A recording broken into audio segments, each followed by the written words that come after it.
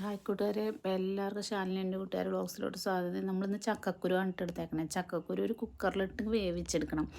എന്നിട്ട് നമുക്ക് അതിൻ്റെ തൊലി കളഞ്ഞിട്ട് മിക്സിയിലിട്ട് അടിച്ചെടുക്കാം കേട്ടോ. നല്ലോണം ഒന്ന് അരച്ചെടുക്കണം നമുക്ക്. അപ്പോൾ അതിന് നമുക്ക് അതിനകത്തോട്ട് പഞ്ചസാര ഇട്ട് കൊടുക്കാം. പിന്നെ നമുക്ക് മധുരം എന്തോരം ആവശ്യമുണ്ടോ അതിനനുസരിച്ചുള്ള പഞ്ചസാര. പിന്നെ കുറച്ച് പാലൊഴിച്ച് കൊടുക്കാം കേട്ടോ. തണുത്ത പാലാണെങ്കിൽ നല്ലത്, ഇല്ലെങ്കിലും കുഴപ്പമൊന്നുമില്ല. പിന്നെ നമുക്ക് ഇച്ചിരി ബൂസ്റ്റ് ഇട്ട് കൊടുക്കാം. എന്നിട്ട് ഇതെല്ലാം കൂടെ കൂടി നന്നായിട്ടൊന്ന് അടിച്ചെടുക്കുക കേട്ടോ. നല്ലപോലെ അടിച്ചെടുക്കണേ. നമ്മൾ ഷേക്കിനൊക്കെ അടിക്കണ പോലെ നല്ലപോലെ അടിച്ചെടുക്കണം.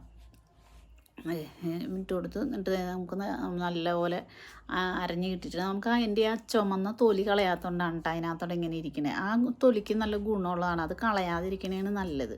പിന്നെ നമുക്ക് അതിനകത്തോട്ട് കുറച്ച് ബദാമും പിസ്തയും അണ്ടിപ്പരിപ്പും ഒക്കെ ഇട്ട് കൊടുക്കാം. ഒരു ഇതിന് വേണ്ടിയിട്ട് ഇട്ടുന്നുള്ളൂ. പിന്നെ ഗുണമുള്ള സാധനങ്ങളാണല്ലോ ഇതെല്ലാം. അപ്പോഴത്തേക്ക് നമുക്ക് നല്ല അടിപൊളി ടേസ്റ്റുള്ളൊരു ഷേക്കാണ് കേട്ടോ കിട്ടിയേക്കണം, ചക്കക്കുരു ഷേക്ക്. നിങ്ങളെല്ലാവരും ഇതൊന്നും ഉണ്ടാക്കി നോക്കണം കേട്ടോ. സൂപ്പർ ചക്കക്കുരു ഒന്നും ആരും പറയുകയില്ല, അതേപോലെ നല്ല ടേസ്റ്റാണ്. എന്നിട്ട് ഫ്രിഡ്ജിനകത്ത് വെച്ച് തണുപ്പിച്ചെടുക്കുകയാണെങ്കിൽ നല്ലത്. ഇല്ലെങ്കിലും കുഴപ്പമൊന്നുമില്ല, അല്ലാതെ കഴിക്കേണ്ടവർക്ക് അല്ലാതെയും കഴിക്കാം.